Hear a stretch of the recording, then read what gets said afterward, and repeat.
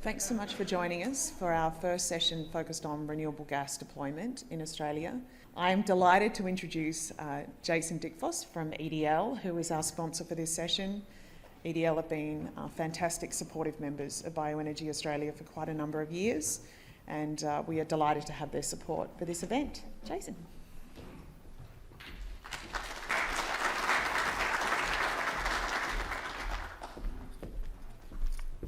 Thanks, Shahana. Good morning. It's a pleasure to be here joining you all today. For this morning's session, I'm joined by two industry leaders to discuss the global deployment of renewable natural gas, or biomethane as we call it here in Australia. We've got Scott Girison, CEO of Valorify, and Faisal Hassan from A New Climate in the US. And Faisal will be joining from the US by Teams. This is a topic of particular interest at Australian Renewable Fuels Week, with the rapid expansion of this industry elsewhere in the world. But to date, unfortunately, we have seen only limited development domestically. Reporting shared by the Australian Energy Council as recently as last month puts waste-to-energy projects just about on par with solar and hydroelectric power as the three most supported forms of new energy generation going forward for Australia. But to date, potential far outweighs action to realise these opportunities, with biomethane as a no-regrets fuel of choice to displace fossil fuel-derived natural gas. As an introduction, I'll give a quick overview of EDL's perspective in this sector and what we're doing, particularly in the biomethane project space, and how we're investing capital. Scott is going to provide his perspectives on the world energy and biogas outlook, and Faisal is going to give us his take on the US biomethane industry and its future outlook. We'll then move to a Q&A process like we did this morning. So on EDL. EDL was established and remains headquartered in Brisbane and has been supplying energy solutions and supporting our customers on their decarbonisation journey for close to 35 years. We have grown our diversified energy portfolio from thermal power stations for remote mines and towns to hybrid renewable microgrids incorporating wind and solar, as well as converting waste gas from underground coal mines and landfills into electricity, and most recently taking waste gases like landfill and converting it into biomethane. We own and operate 88 power stations and gas processing plants across 5 countries, 3 continents, with the capacity to sell over 1 gigawatt of power into 16 markets. Through our global operations, we're enabling customers to avoid close to 3.4 million tonnes of CO2 equivalent each year.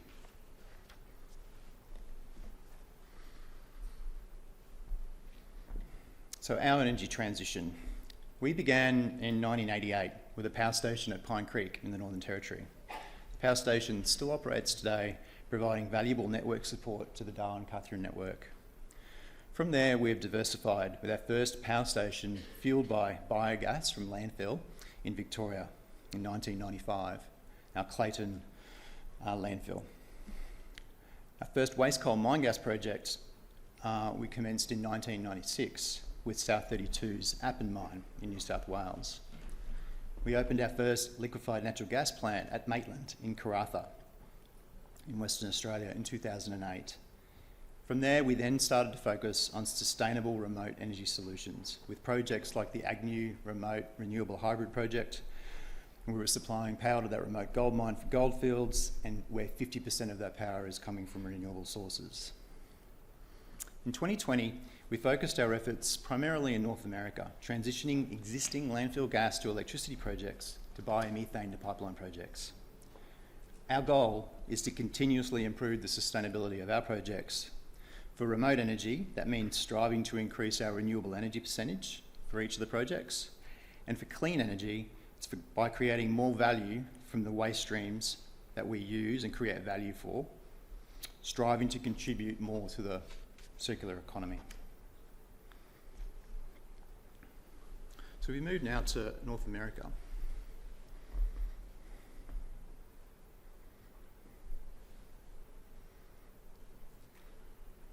The growth of the biomethane or renewable natural gas industry in the US is a great example of the success that can be achieved when the right regulatory framework is put in place.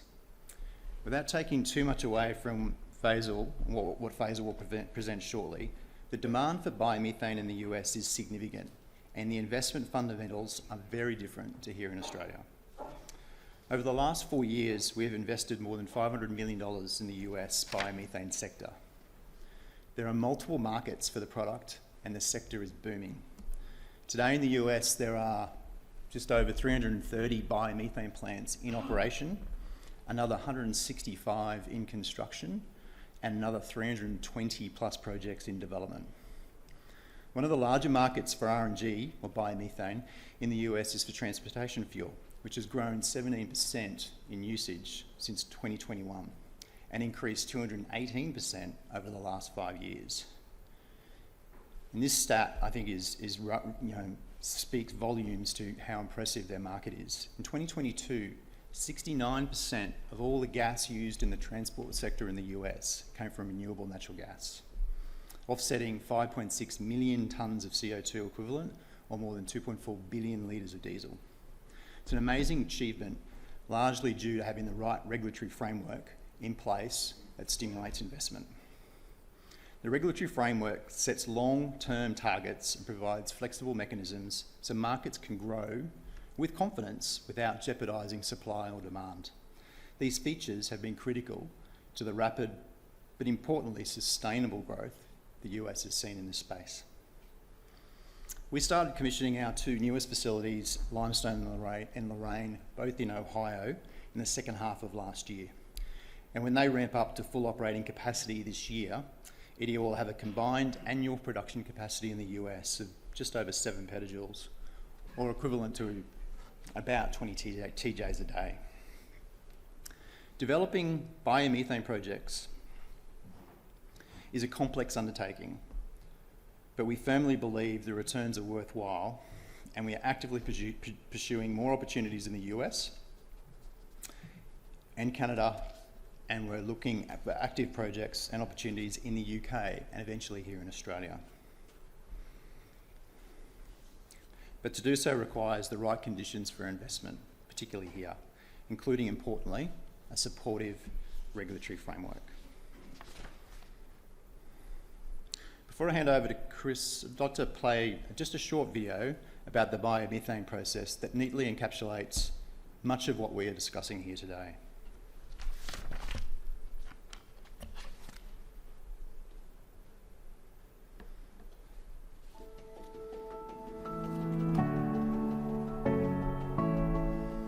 As a leading global producer of sustainable distributed energy, EDL is dedicated to a world of new energy for our customers, stakeholders, and communities. We've invested in technology that processes landfill gas to renewable natural gas, otherwise known as RNG or biomethane.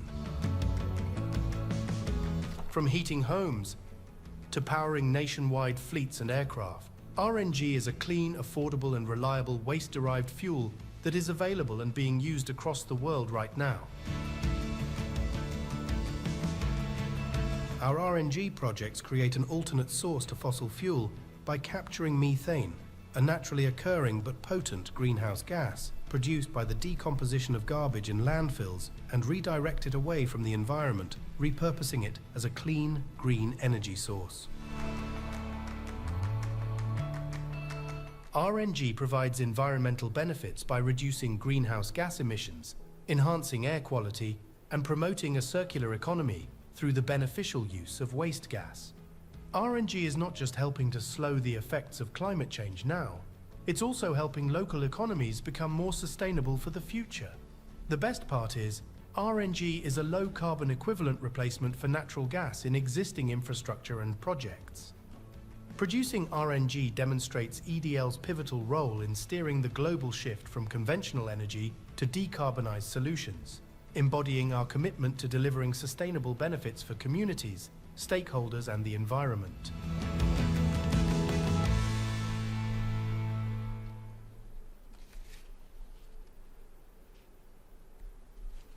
Thank you. And I'm going to hand over to Scott, not Chris. Sorry, but it wasn't Chris.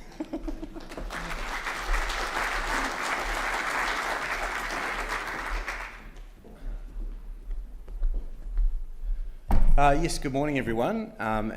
Before I get started, I'd like to acknowledge the traditional owners of the land and pay my respects to the elders past, present and emerging. For what it's worth, my 6-year-old came back from primary school last week after learning about the local Indigenous culture. I live on the Mornington Peninsula, and he described himself as a proud Boonwurrung man, so I think that's progress. So I get to do the 30,000 feet view, and I guess a bit like a jet plane, I might move fairly quickly. Before I get into it though, I suppose what I would say is that I'm really pleased to see so many ex-colleagues, suppliers, partners, friends, etc. in the room. But I put the challenge out to the sector that this is a fabulous exchange, and I really pay my respects to the guys at Bioenergy Australia in putting together a fabulous conference and for all of the other hard work they do for the sector.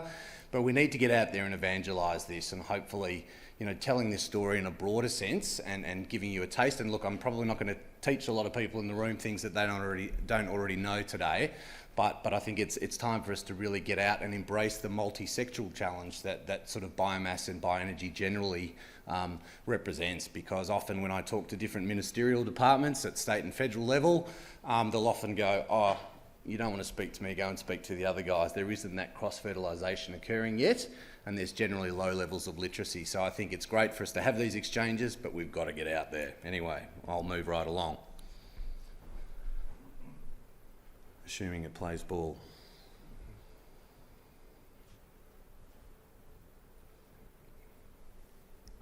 Okay, it was my mistake.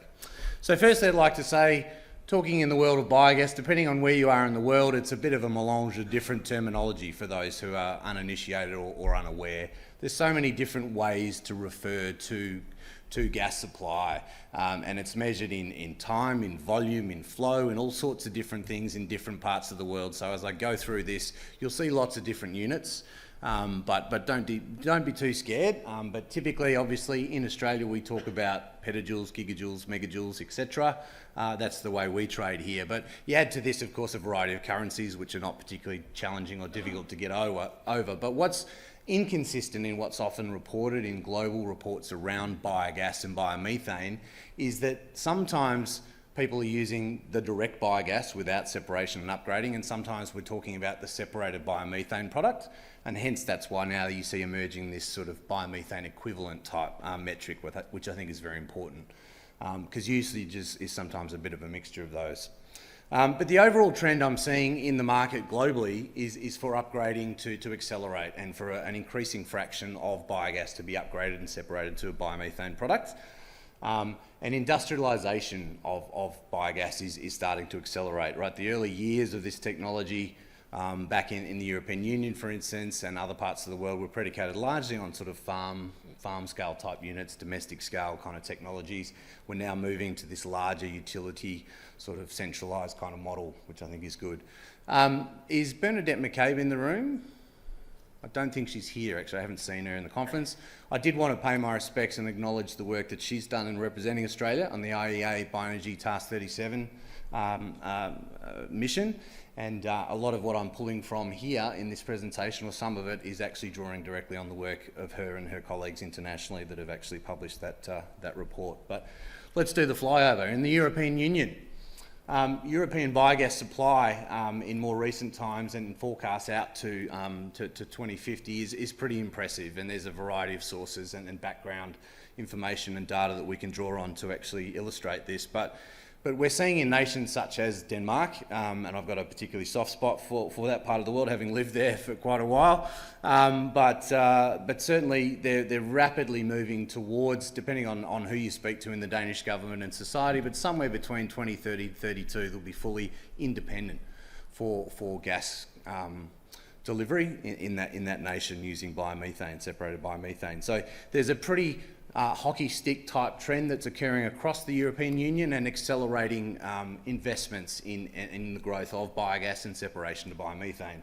It certainly does help to have the Russians holding a gun to your head, so to speak. That is a bit of a motivator in that part of the world, because so much of their energy supply does come from that part of the world. but it certainly helped to really accelerate an interest and investment in this sector.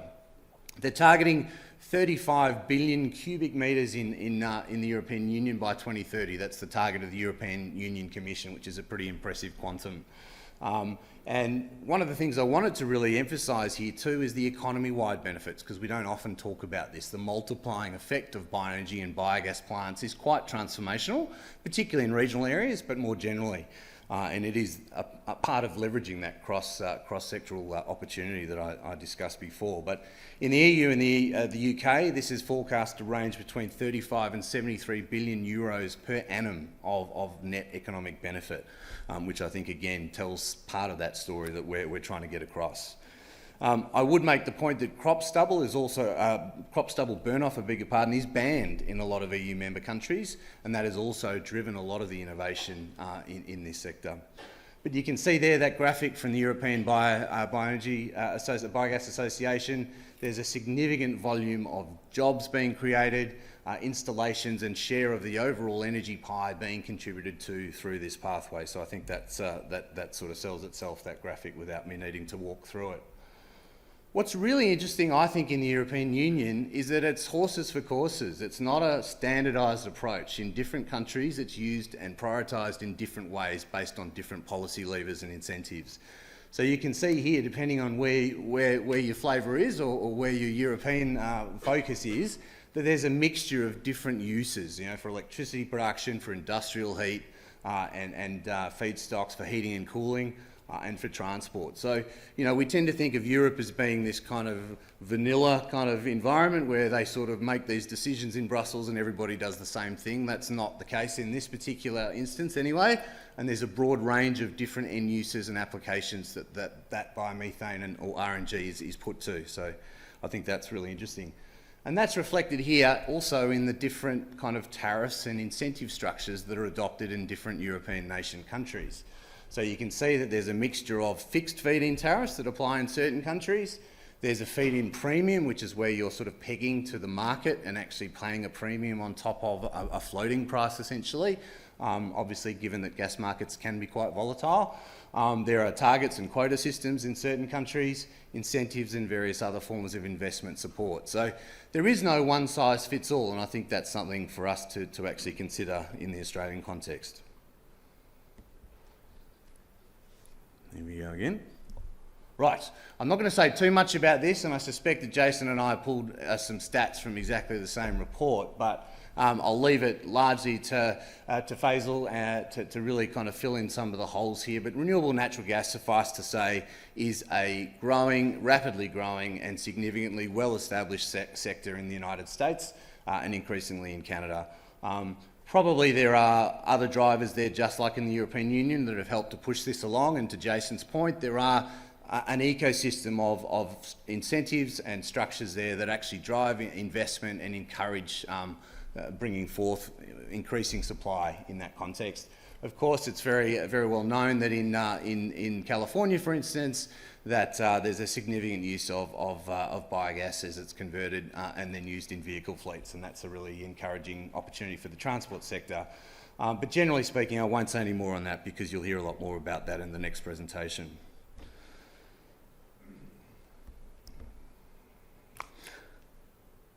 What have I done here? Okay, so I think China's the real big sort of 800-pound gorilla in this room that we don't often talk about, as it so often is in many instances and sectors. But in China, there's an estimated more than 100,000 established commercial biogas plants. And that number is not a typo that you see for household domestic biogas units. More than 39 million estimated small-scale domestic household biogas units. It's quite staggering.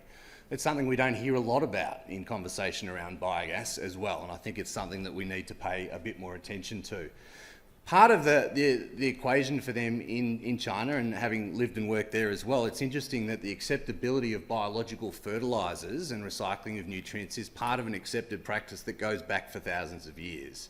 And so the idea of taking digestate or biofertiliser derived from a biogas plant and reapplying it or beneficiating it and reapplying it back into an agricultural context is generally very well accepted.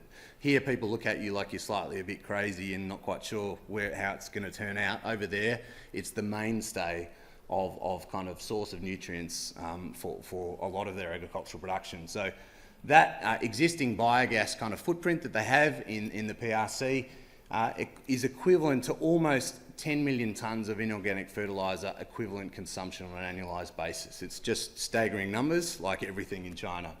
But what I really wanted to point to here, notwithstanding differences in our political systems, is that they are, you know, there's an old gag about the French ambassador and the Chinese ambassador sitting down and having lunch. And at the end of the lunch, the Frenchman sits back and he says, "So what did you think of the French Revolution?" And the Chinese ambassador sits back and says, "Well, it's too early to tell." And I think the gag there, or the story behind that, is that they come off a very long run-up, right? They plan in very long timeframes, and they have recently published their 13th five-year plan for biomass and biogas. What would we love to have to celebrate a 13th plan in Australia for biomass and biogas? They have supporting policies and an ecosystem and framework here for guidelines and promoting gas industrialisation across the country, strategic plans in actually recognising that cross-sectoral linkage for regional development and what that means in transforming and jobs and, you know, nutrient recovery and waste utilisation, etc. And of course laws that back this up as well. So, you know, I think it's a really important lesson that we cannot progress a scaled biogas, biomethane sector in Australia without that ecosystem of support, and these guys are probably doing it better than anyone, which is why you see those staggering numbers up there. So this really tells the story. In Australia, you know, we have some progress. I don't mean to sort of completely dish what we've got here, and there's a lot of people in this room and others before us that have really worked hard to try and get this sector moving, but we're sort of well behind the eight ball. And at the end of the day, you can see Germany is often touted in biogas circles as an exemplar, but again, you look at the sheer sort of volume of installations again in the PRC, and it really starts to tell the story. Oops. Likewise, if we translate that into production volumes, again, you can see in China, in terawatt hours per year, sorry about the unit, but you're talking, you know, 70,000 terawatt hours per year, compared to in Australia, just over 1.5. So you do the maths on that, of what percentage we are of the PRC, notwithstanding a much smaller population, of course, but certainly they are streets ahead of the rest of the world in terms of production volume. Finally, on the IEA, and sort of summarising, it's important to recognise that biogas is a mature technology. In Australia, there's a perception that it's both small scale and maybe not that mature. Clearly, it's mature, and certainly there's been others today already point to that. I've already talked about the fact that utilisation can be a mixture or an upgraded kind of product, the RNG that's separated from that. Under the IEA net zero emissions scenario in 2050, biogases recently were recognised as an important contributor to that overall target, but we need to quadruple that production, right, by 2030. So there's a target for us. But significant kind of compounding annual growth rates and an opportunity to really participate in that global movement here in Australia. I would add, because I'm slightly partisan in this regard, that by 40% of the global forecast production volume out to 2040 by the IEA is expected to come from agricultural residues. So there's a huge opportunity, and certainly in the CSIRO presentation this morning there was no mention of biomethane and anaerobic digestion as a pathway to actually achieving that. So I would argue that ag residues will play a huge role in biomethane and anaerobic digestion moving forward. A couple of thoughts really reflecting on what's important and what we've seen in other parts of the world is that co-products are really, really important, okay? And digestate is a really big part of that story. It's key to that circular economy story. It's a great fertiliser, as I've already talked about.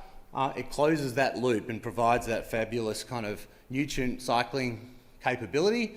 And increasingly, I think, and in Australia, it will be important to social licence. Certainly in the agricultural sector at least, I see a lot of conversations with farmers. They're concerned about nutrients and management of nutrients, and that's part of what they do on a daily basis. So helping them to understand that virtuous cycle is really, really important. Digestate as an end product has proven to be a lot safer to use, and there are good examples of this than taking raw organic material and spreading it on the land. So there's definitely a pathway to beneficiation even through that AD process that I think is important. But some interesting stats from the European Biogas Association, again, that 1 tonne of artificial fertiliser that's replaced with a digestate-derived equivalent, okay, saves that 1 tonne of oil, 108 tonnes of water and 7 tonnes of CO2 emissions. So some really, again, great multiplying benefits that you get through the realisation of that opportunity. What I would say is that digestate too, in the Australian context, I think in the absence at the moment of any significant subsidies or additional supports, is really, really critical to supporting the financial performance of a plant. Interestingly, there's this crazy idea emerging of renewable CO2 through this pathway, right? Who ever thought that was a thing until quite recently? But biogas plants are potentially some of the largest concentrated sources of this biogenic CO2. So there's an opportunity there, which I think, again, will be critical to supporting commercial viability. I didn't know that vegan, kosher or halal CO2 was a thing.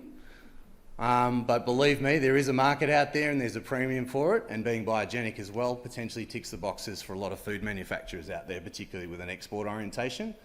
That's really interesting. Of course, biogenic CO2 is important as a feedstock for P2X plants, and that can deliver net negative greenhouse gas reductions on an overall life cycle basis when you're actually separating the biomethane and then also leveraging that CO2 with renewable hydrogen.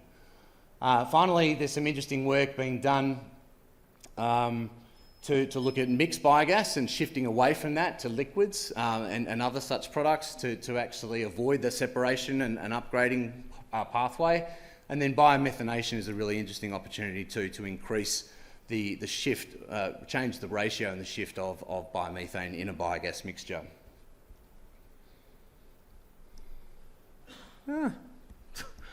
Right. This slide really just tells itself by looking at that picture. This is the number of P2X plants that are either announced or under development or going through financing phases in the European Union. So just gives you a sense of the opportunity for P2X and e-fuel synthesis, which really is only starting to kind of enter the dialogue here in Australia. It's well and truly established in other parts of the world, and it's a big opportunity to leverage on the back of biogas plants. Conscious of time, so I need to finish here. Thank you, Georgie. What does this all mean for Australia? A couple of quick points. Obviously, biogas is an important contributor to the diversity and the resilience of our clean energy future. The tech's mature, but what we need to do, just as we saw in that slide with the European Union, is work out where it's going to be best deployed in the sector and what policies and frameworks will actually support that effectively. We're going to need subsidies and incentives just like all other parts of the energy ecosystem.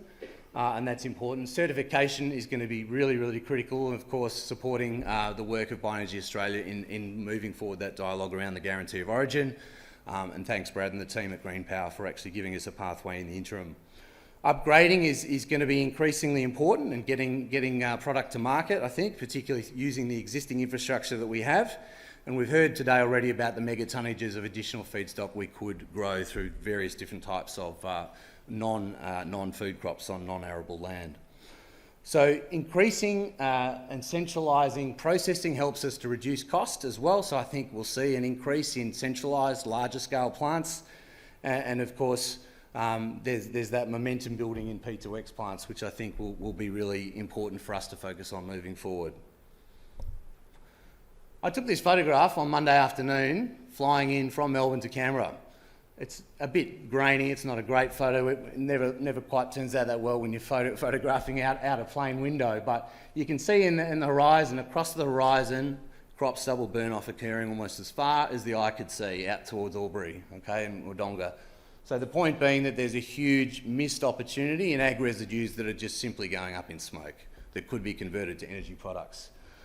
The first rule is to use the infrastructure we have. I think that's an important kind of distinguishing factor for all of these nations and areas of the world that actually have embraced biomethane.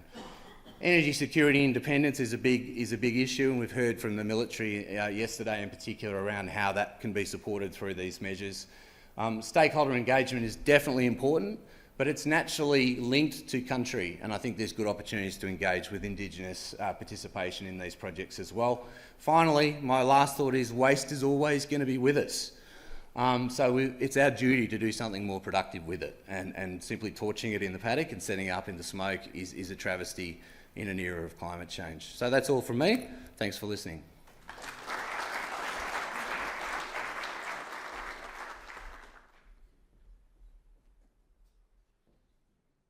Hello. Quick introduction. I'm Faisal Hassan. I am one of the VPs on the R&G desk for A New Climate. I've been with The New Climate for about 8 years now, and primarily what I do is interface a lot with our producers.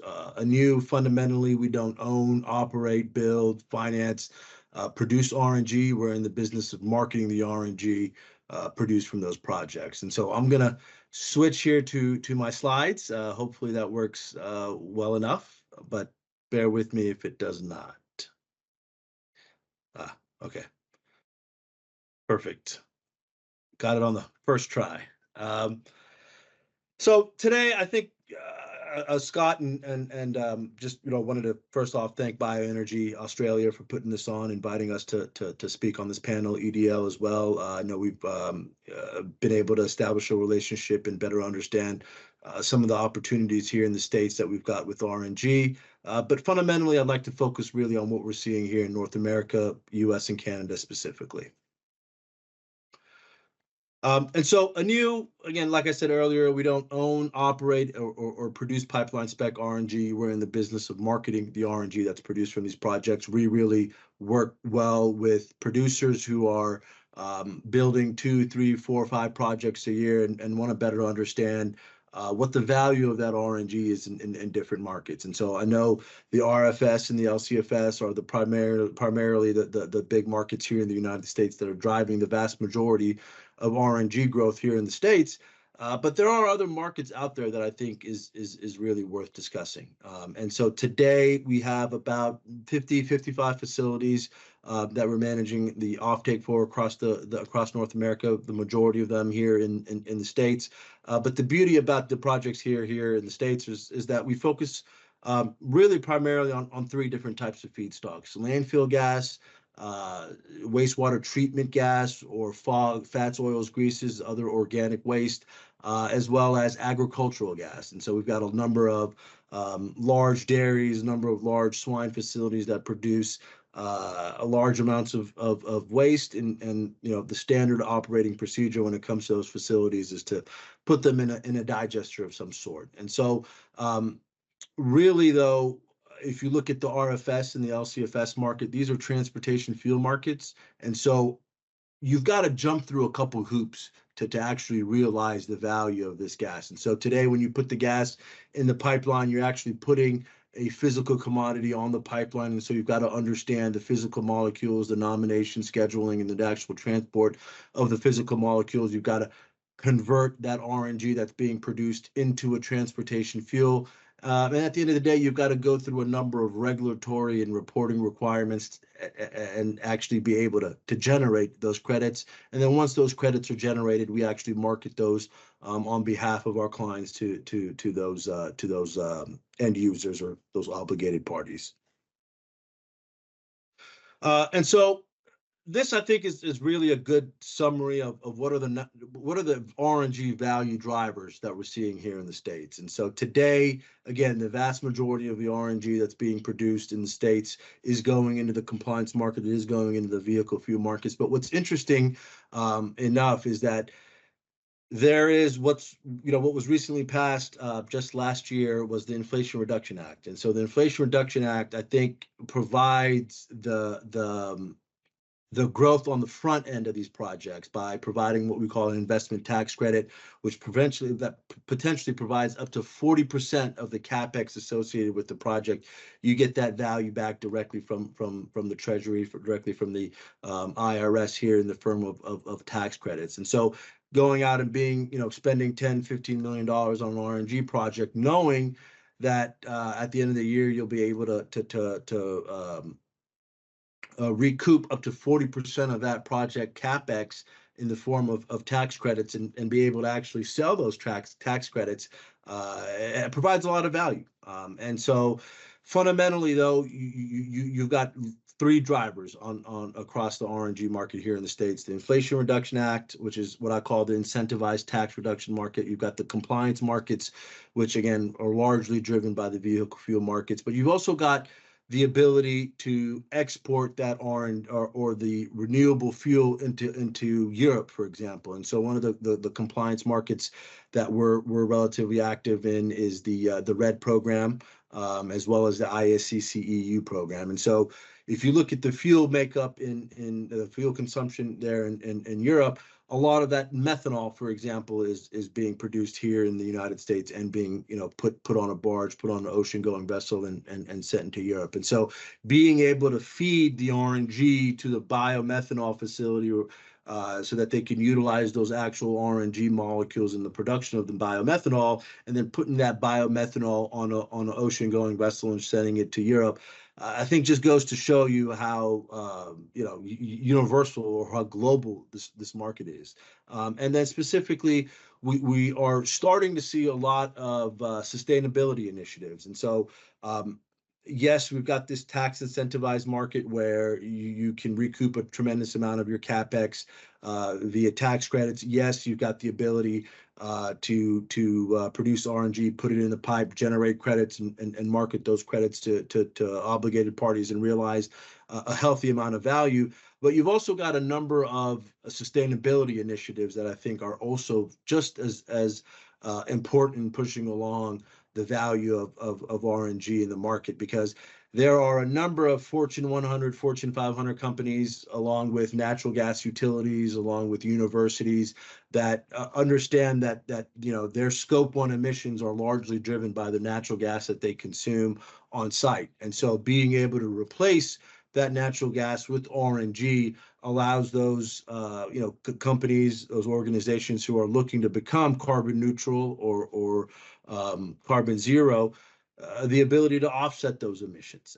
And so again, being able to replace the physical natural gas molecules with renewable natural gas for our voluntary consumers, that provides a lot of value, and a lot of our sustainability customers are willing to pay a premium for that RNG just so that they can make those claims themselves. And so another thing that I think is also worth mentioning is that RNG is a very unique product, in the sense that I know a lot of, here, I'm based in San Diego, California, and one of the things that we're seeing here in San Diego is the drive or the initiative to electrify everything, right? And so today, yes, it does make a tremendous amount of sense to electrify light-duty passenger vehicles. You've seen the success that Tesla and some of those other electric vehicle manufacturers have been able to get to. But there are some challenges fundamentally with utilizing electricity, hydrogen, and some of those other next generation fuels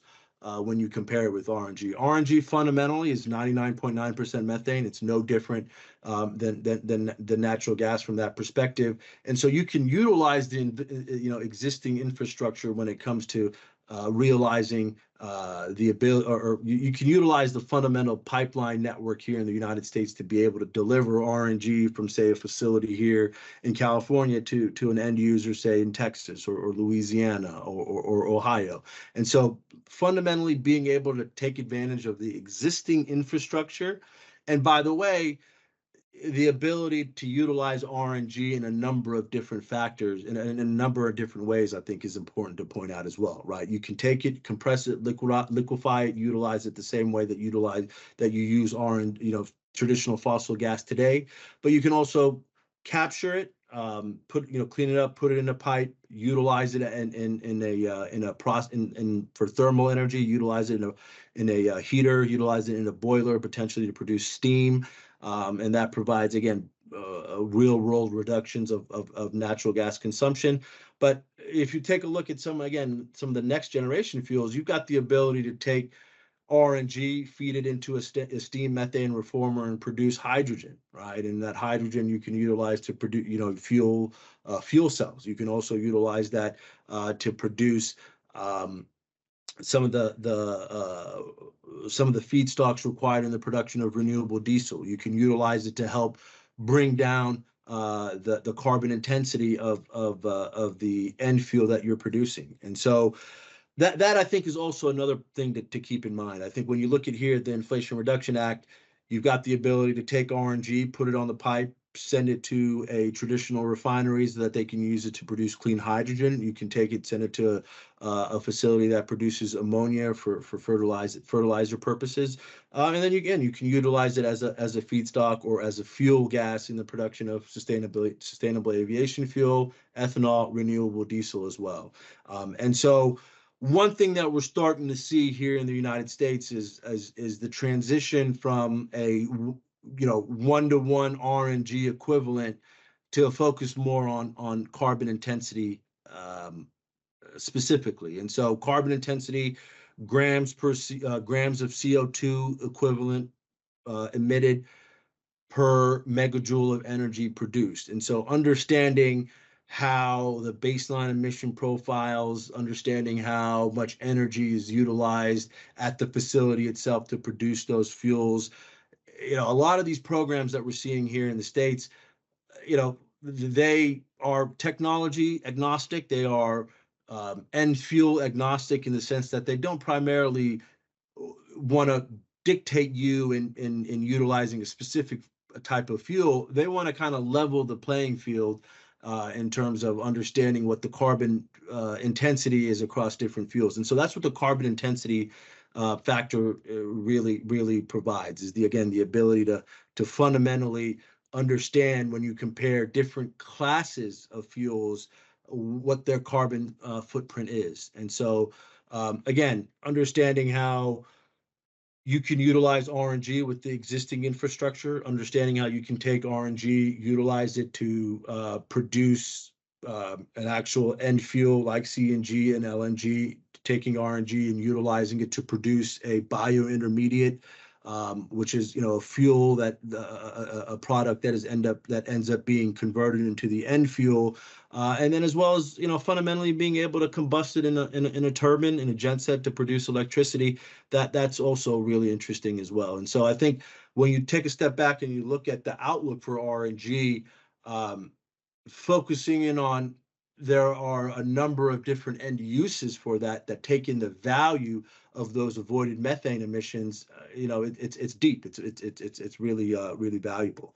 And then the last thing I kind of wanted to touch on here is what we're seeing with the natural gas utilities. And so here in the States, again, we've got a number of natural gas utilities that provide natural gas to industrial, residential, and manufacturing industries, as well as the chemical production facility refiners. And so putting the emphasis on the utilities themselves seems to be something that is gaining a lot more traction. So SB 1440, for example, is a Senate bill that was recently passed here in California that mandates the natural gas utilities in the state of California to procure up to 20% of their annual natural gas throughput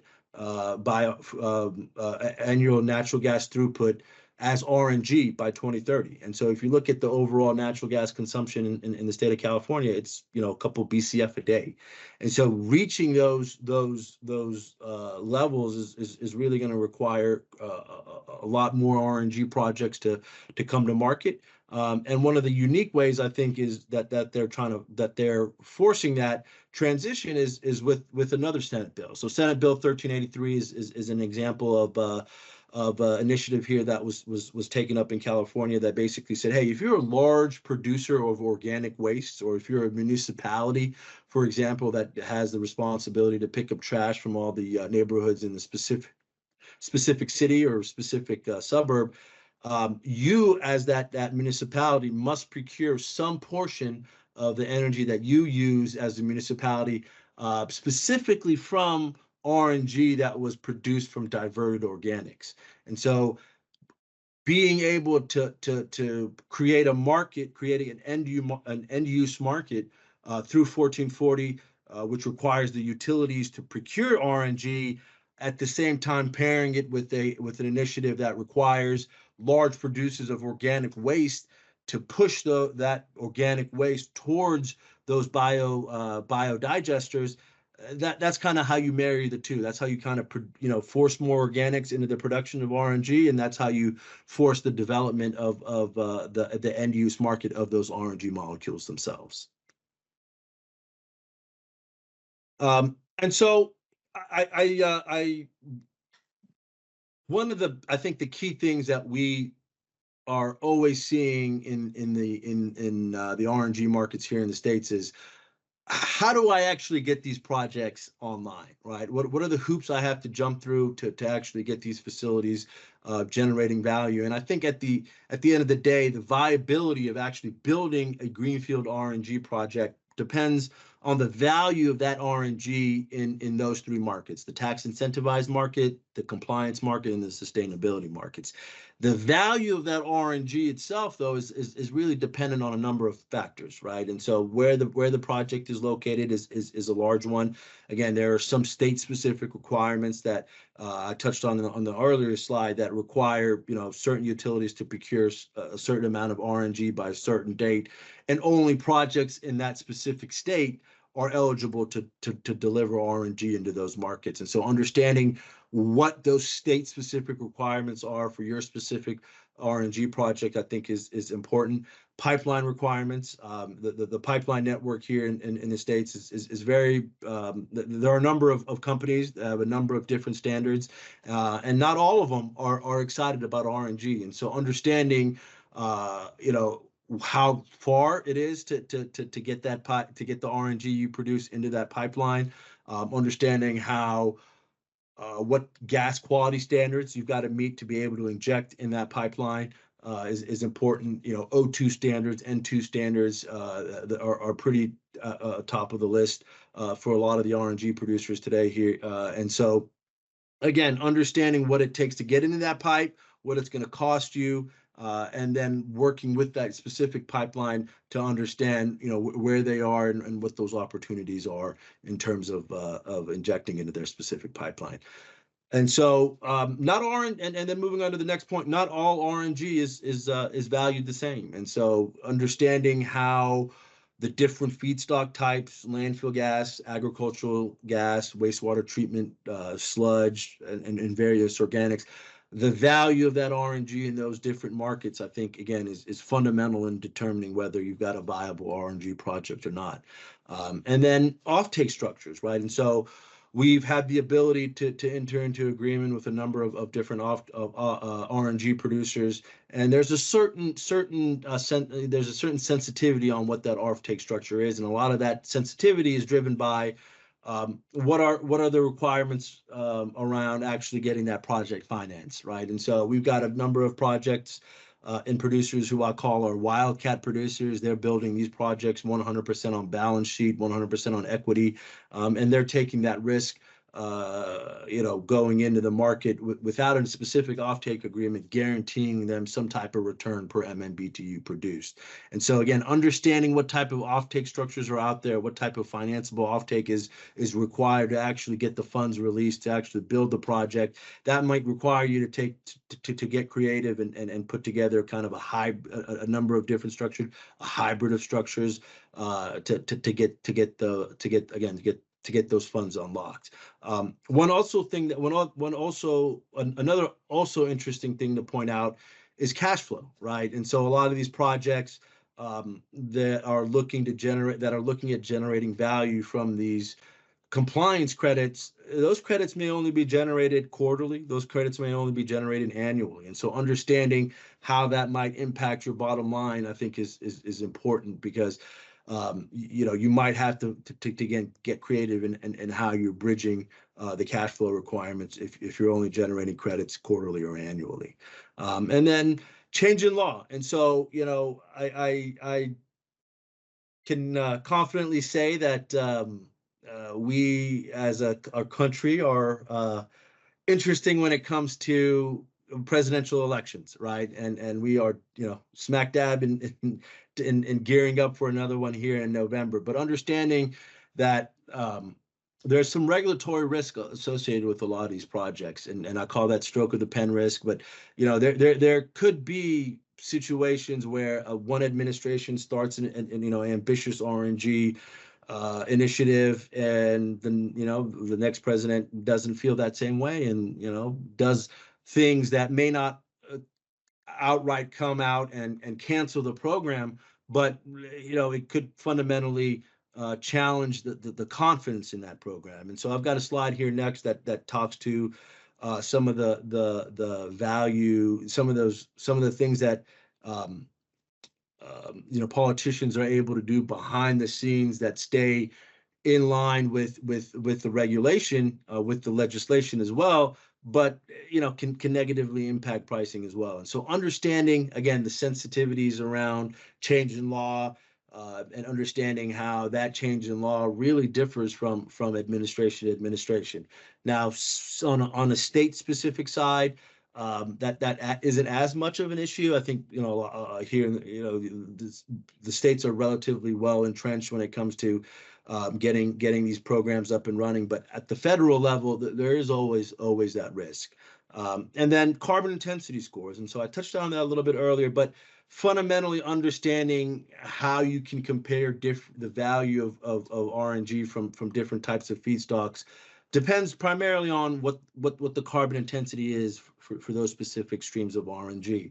And so there are a number of different ways you can calculate that carbon intensity score. You've got a couple models here that I've listed out. The greenhouse regulatory emission, that's the GREET standard. That's kind of the standard here that's used here in California for the LCFS model. You've got the ISCC model that calculates carbon intensity a little bit differently, and that's used to determine the value of that RNG in the European markets.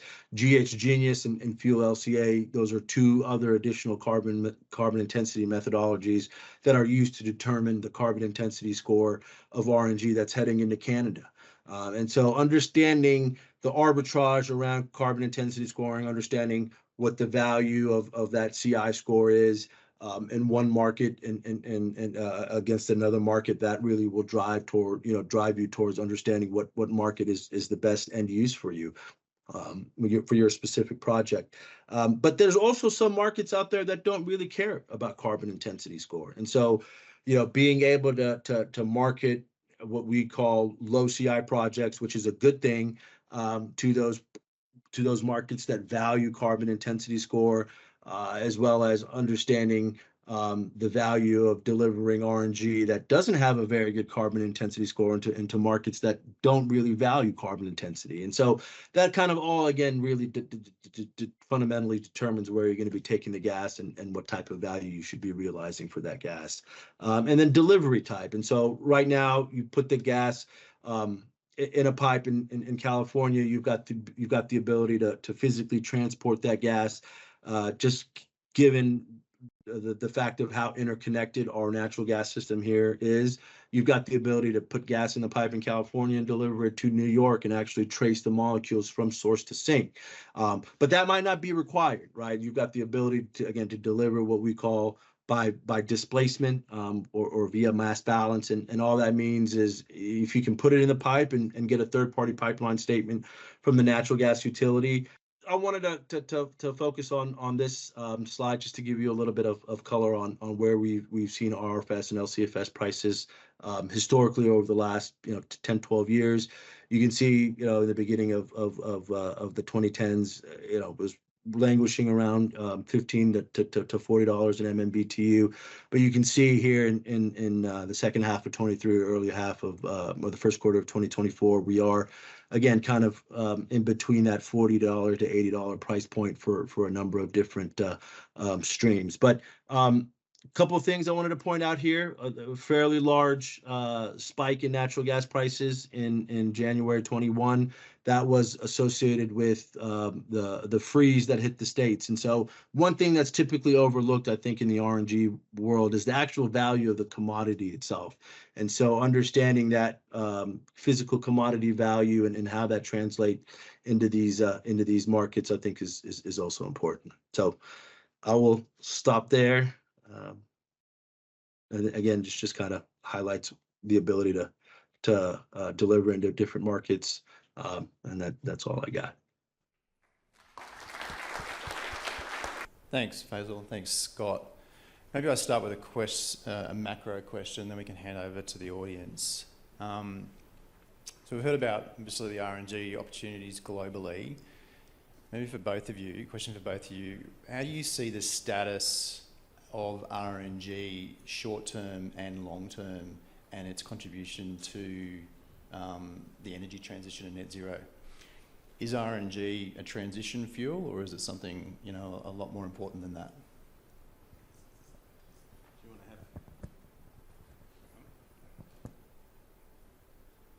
Do you want to have first crack, Faisal? I've got the conch. I think personally, I think for the reason that last point that I left people with around waste always being with us, I think it's always going to have a role, right? I don't see it necessarily as a transition fuel per se.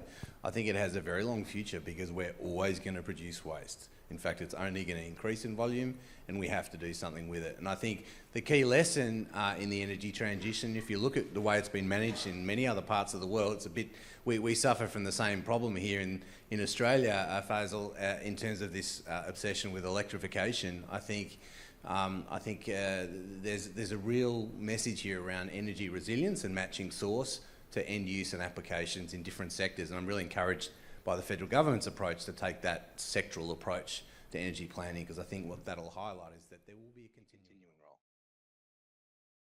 Yeah, I totally echo Scott's statement there. We will always be producing waste, and again, the ability to take RNG, send it to a turbine to produce electricity, utilize it as a fundamental fuel, utilize it to produce hydrogen, utilize it to produce any of the gas to liquids technology that we've seen continue to grow is important. And so there will always be, I think, some fundamental value for RNG. And then when you layer in the ability to utilize the existing infrastructure, I think that again provides a lot more value. You know. Has anybody in the gas sector, I was thinking and reflecting on this yesterday, ever done a study that says how much the Australian taxpayer has effectively invested or subsidised the existing gas network infrastructure in this country? Because it would be staggering. It would be a huge volume. To turn your back on that is an absolute travesty. Yeah, to echo that as well, I think the vast majority of the expenses that we have as a household when it comes to utilizing natural gas is actually the distribution and the network charges, not the actual physical fundamental fuel itself. It's the actual cost in terms of keeping up the infrastructure to be able to deliver that natural gas.